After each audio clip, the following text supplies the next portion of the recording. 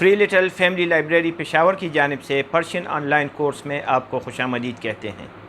اس course میں آسان فارسی کے تحت ہم نے پہلے فارسی کا گرامر اور فارسی ٹینسز سیکھے۔ اب مختلف اسباق سے ہم اسی پریکٹس کر رہے ہیں کہ کس طرح یہ زمانے، یہ افعال اور یہ ٹینسز وغیرہ استعمال ہوتے ہیں۔ اب جو ہم سبق پڑھنے والے ہیں اس کا عنوان ہے راستی و درستی۔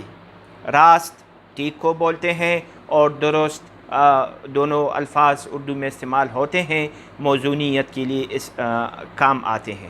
اس میں چونکہ مختلف زمانے استعمال ہوئے ہیں اس سبق میں، تو ہم نے یہ مناسب جانا کہ اس میں جو مصادر استعمال ہوئے ہیں تو پہلے ان مصادر کی پریکٹس کی جائے کہ اس مصدر کا ماضی کیا ہے اور حال اس کا کس طرح بنتا ہے۔ تو جو مصادر استعمال ہوئے ہیں ترتیب وار ہم نے اس کو لکھا ہے۔ پہلے جو مصدر استعمال ہوا ہے وہ ہے رفتن، اس کا ماضی ہے رفت اور حال اس کا یا مضارع اس کا ہے رو۔ من روم میں جاتا ہوں اور من رفتم میں گیا، یہ ماضی ہے اور یہ حال میں استعمال ہوتا ہے۔ اسی طرح دیدن کا ماضی جو ہے وہ دید ہے اور اس کا حال جو ہے وہ بین ہے۔ ہم نے پہلے بھی یہ پڑھا کہ ماضی بنانا آسان ہے اور مصدر سے نون ختم کرتے ہیں، لیکن حال بنانے کا کوئی فارمولہ نہیں ہے، اور یہ ہم نے دیدن میں دیکھا کہ دید تو بن گیا آسانی سے، لیکن بین کے لیے ہمارے پاس ایک اور لفظ ہے۔ اسی طرح کردن کرت اور اس کا حال جو ہے وہ کن ہے۔ اسی طرح جویدن تلاش کرنا، جوید اور جو اس کا حال ہے۔ پرسیدن پوچھنا، پرسید اس کا ماضی ہے اور پرس اس کا حال ہے۔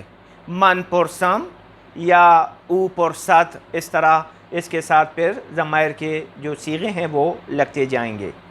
دادن دینا، داد اس کا ماضی ہے دیا اور دہ اس کا حال ہے۔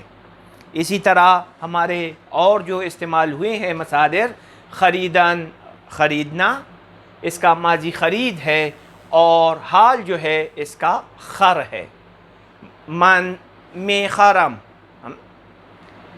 خوردن کھانا، خورد اس کا جو ہے ماضی ہے اور خور اس کا حال ہے۔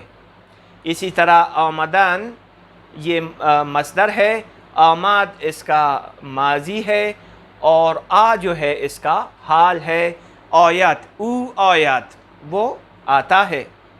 ایستادن ٹہرنا یا کھڑا ہونا، اس کا ماضی ہے ایستاد اور حال جو ہے اس کا ایست ہے۔